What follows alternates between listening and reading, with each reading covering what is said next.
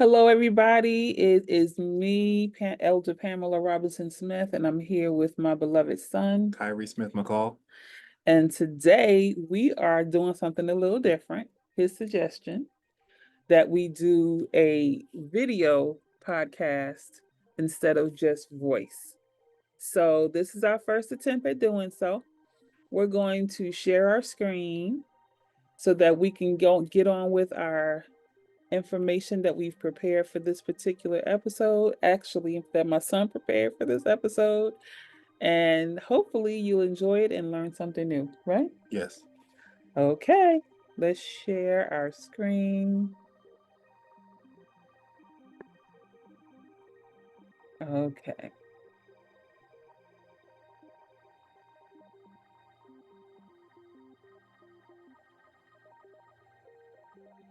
Okay, so what have we been talking about lately during these episodes, Kai? We've mostly been talking about the 8 dimensions of wellness. And so today, what is our topic? Our topic is intellectual wellness, and we could say that we timed it right because now at this time of the year is when the school year commences. So it definitely give you some nuggets of wisdom that you can take with your children for the upcoming school year. And we had already talked about that although the kids have went back to school, this information is also helpful for adults, right? Yeah, Folks, yes. folks that are in college, or going back to school. So let's get started. But before we get started, let's give you a little history about the 8 dimensions of wellness. Dr. Peggy Swarbrick, a Rutgers professor, coined this theory for 8 dimensions of wellness back in the 1990s. She wanted to bring awareness to disparities that people face with regards to mental and substance use disorders. This episode is our spin on Dr. Swarbrick's concept of intellectual wellness. Today, we reference the article 6 Steps to Becoming Smarter Studying. Yes. So it's important for us to give props to those who provided the initial model for the 8 dimensions of wellness. In addition to that, the article that we referenced, because we're keeping it real and we're not trying to steal anybody's work, right? Yes. Okay, back to school. We talked about that. Now that most of the students are back to school, it is important for them to work on their study skills, especially after being off for 3 months. It will help them learn better and perform better in their classes. And below are 6 steps for studying smarter. Pay attention in class, take good notes, plan ahead with tests and projects, break things down, ask for help if stuck, and get a good night's sleep. Yes, those are excellent tips. I mean, they seem very simple. However, sometimes I think we forget that type of stuff. Particularly the last one. I know when I was younger, I thought I didn't need much sleep to get the job done or get school done, and I realized that it's important for everybody to get enough sleep. What about you? Yes. Okay. So we're going to dig a little deeper into the tips that we went over.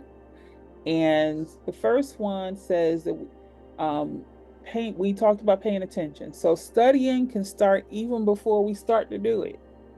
The process of learning and studying starts with paying attention in class and taking good notes. And if you're having difficulty paying attention in class, actions such as finding a seat that can help enhance your focusing skills is beneficial. Also, if you're having difficulty paying attention and taking notes, advise your teachers and parents. So I have a question for you. Do you remember, you probably don't, or maybe you will, when you were back in, say, grammar school, did you know that I used to write a letter to your teacher? We've talked about that and you've mentioned it to me, and I definitely think that it was definitely beneficial for me because when you're at the front of the class there are very limited distractions, so you can be able to focus with that. I know that once we got to high school that was no more. So Yeah. So just so our audience knows, I would write a letter to Kyrie's teachers each grade to ask them to make sure you sat in the front because that was the easiest way for you to pay attention, to be focused and not be distracted by any shenanigans going on in the back of the class. Yes, and I can remember by the time I hit high school, you didn't do that anymore. And I could definitely see because there were other times where I could be either mostly at the end of the class, and it was definitely a little bit more difficulty trying to pay attention, but I was able to persevere and get through that. Yeah. So those are the things I think parents learn. I hope parents learn early on in your school career, um, to see what things, are strengths for you and what things need to be worked on. So when I realized that early on, that's why I wrote those letters. Good notes equal easier studying. So if you're unsure how to take notes, the best way to start is by, Writing down emphasized notes, mentions, and info from the board. Making sure to execute legible handwriting so that you understand it when going back to notes later. And finally, organizing all notes, quizzes, and papers by subject to prevent confusion. yeah. So I can tell you that writing notes, I still do to this day. So I could be taking a webinar or a workshop, and or even just going to an in-person meeting, and I write notes. I have more notebooks than anything. And then sometimes I rewrite my notes because when you're during in the activity, it may be going so fast that your handwriting gets a little sloppy, and I rewrite it. And the reason why I do that is because writing notes for me is like us entering information in a computer. It's going in my head. And so it's helping me to take in the information. Do you write notes? Yes, I do write notes. And also, just something that came in my mind. I don't know if this would be an acceptable option. Maybe what you just said about maybe sometimes you're in class and the notes are taking quicker than expected. Maybe would having a recorder be a potential option? Oh, definitely. I mean, back in the day, I'm aging myself.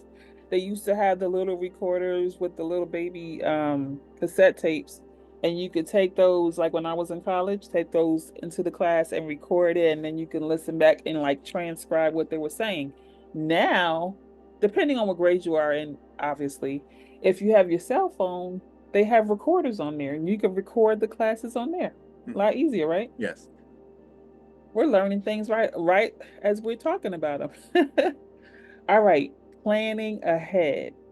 So waiting a day before a test is a counterproductive activity. Not only that, you're not getting good sleep and you jammed all this information in there. Sometimes it doesn't unjam when you get to your class. One way to plan is to utilize a calendar. Write down your important dates, like for your assignment dates, your quizzes, or your tests. And after school, it's important to plan how much schoolwork must be done and how long it will take to do it. Also, it's important to weed out extra activities that can get in the way of studying. True. So I just thought to myself, since we were talking about using our cell phones, you can use your cell phone to put your dates in the calendar. Yes. So you don't have to have an actual physical calendar, although sometimes I do both because I'm visual as far as learning. But you can put your dates in your calendar. And then I wanted to kind of think about what extra activities should they weed out? Like what activities do we feel aren't important to that they can weed out? I'm then thinking you could say if you're in school, maybe there are sports that you do that could possibly get in the way of that. Maybe let's say if, especially if you're during the off season when there isn't sports happening, then you could take that use that extra time that you have to focus on your studying. Because I remember when I was in school that if you were doing sports, but if let's say if you weren't doing well in class, that would get in the way of the sports. So it's the Right. best way to try to get that under control. Right. And then simple things like watching TV too much or playing video games when you actually should be studying. Or spending a lot of time on social media. Hello. Those are all like non-productive, counterproductive activities that can easily be cut out because if you can manage doing a sport or what have you, that's fine. But like it's all about time management. Yes. Breaking things up. When studying a hefty amount, it's important to break things up. That reminds me of a quote. How do you eat an elephant? Do you know how you eat an elephant? Piece by piece. Ah, okay. I mean, honestly, I don't know the quote, but you would just ask me the question. I just thought of it logically in my mind. It's like it's important to break it up. Right. So, same thing with your studying. If you got a lot going on and you got a lot to study, you need to break it up. And plus, practicing makes it easier. Um, by practicing, it'll help you retain the information in your brain. Utilizing prompts that can help you remember things, such as lists, or sometimes people make funny songs. Like, for example, I'm about to get involved with a sorority for business and entrepreneurs, Mhm. and they want us to memorize the Greek alphabet. Now, I remember that I memorized that like way back in college. And they sent us like videos of people singing it, just like you learn your You know ABCs. the ABC song. Yeah, but like this is the Greek alphabet. But anyway, go ahead. It's important to study on a regular basis, not just the night before a quiz or a test. It's it's key to implement breaks within your study session. Most brains can pay attention for 45 minutes. Yeah, after 45 minutes, I get kind of loopy. I don't know about you. I know I've sat in meetings that were, if they were longer than 30 minutes and it wasn't any, like an interactive meeting, Mhm. and I'm just kind of sitting there listening to a talking head, I start to not doze off, but go into a different space. What about you? Well, I think for me, it's something that I've been learning within the last couple of years because I admit when I was in school, I did not practice a lot of these things. I wish I knew it back when I was in school. I was one of those people who wouldn't break things down. I would wait almost until the last minute, like a test or a quiz was right around the corner, and then it will be almost be in panic mode. And then then you start getting spiritual. You start praying, you start praying, help me to get through, help me to pass this test. And I'm thinking, yeah, I'm learning now that like the best ways, everybody has different ways of studying, and so I'm trying to find my way of doing it. And like you said, breaking things down instead of trying to take things on at one shot at one time. So even when I do these presentations, Hmm. I do it instead of trying to do it all in one shot. I would do it maybe some one day, then the next day do the rest, and so then it'll eventually become a full thing. Yeah, makes total sense. But that's, you know what? Those are things you learn as you get more mature and you learn. If you didn't get that grade you wanted, you say, okay, maybe I should have started studying days ago. Asking for help. Tell us about that, Kai. Studying effectively without understanding the material is an ineffective habit. Consulting a teacher when you're confused about any concepts or materials. Asking parents or guardians for help if they're able to do so. Yes, I think that asking for help is hard for people. I know for me, it's difficult because I've always been the type of person that wants to try to figure it out on my own. Mhm. However, if you're taking a class and the expert is presenting and you are not the expert, you need to ask for help, right? Mhm. I mean, you have your books. Hopefully, you took some good notes. But if all else fails, you can ask for help. Yes, in a lot of those cases, it's important to swallow your pride and to admit to somebody that, hey, I need help. Right. And like I think back to, when you were in school and you were having some challenges with problem solving, and we felt bad because I was horrible at problem solving when I was in school. So I asked for help from your cousin, Nordine, right? Mhm. And now you do math better than I do, which I'm glad. Somebody can do math good.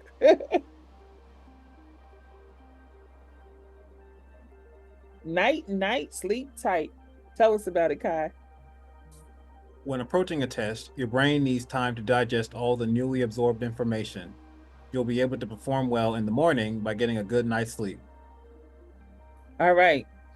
So sleep, we kind of touched on it early too, that your body, no matter how hard you push it, if you don't get enough sleep, eventually you're gonna crash. Yes, I mean, you could say it's the equivalent of driving a vehicle running on empty. Yeah, or trying to use your cell phone and you didn't plug it up the night before. Of course, when you're at that 1%, it's probably just like they go into panic mode. Yes, so sleep is crucial.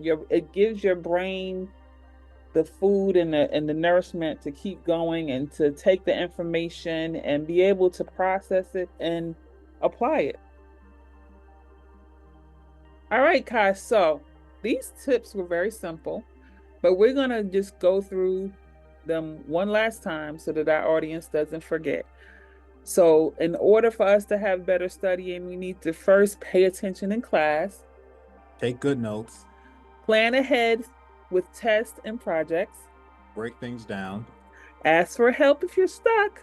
and get a good night's sleep. Don't forget, because this, and I will tell you, this is good for the young children in elementary school, high school, college, and even for us adults that are doing workshops, webinars, or what have you. All right, so where are we at now? Well, I would say that's the conclusion of this current episode. We hope you enjoyed what you heard and you got enough knowledge that you can take for yourself and your children to basically improve your performances in schooling. Yes, and I just wanted to remind folks that these podcast episodes are sponsored by our nonprofit organization, Rainbow Renewed Life Center. And in the previous episodes, I have forgotten or, again, not wanting to ask for help, have not asked, but I will ask today. If you like the information that we provide, not just here on Faith at Work Messages, but on the video blog that I provide, please, we ask that you donate. You can donate via Cash App with $ Road to Utopia. Or if you like to get something for your money, you can visit our store, Retail Therapy, the number 4, the letter U.com. Thank you so much. Thank you, son. Thank you. Well, how did you think this video thing went? This went well. I mean, it's important to try different things. We starting to get better with what we're doing. It's best to take things to the next level and try different things. Yes. Can I get a kiss? Let me give you a kiss. Come on. All right, guys. Thank you so much for viewing our first video podcast together. It won't be the last. I think it went well. God bless you. Have a wonderful day.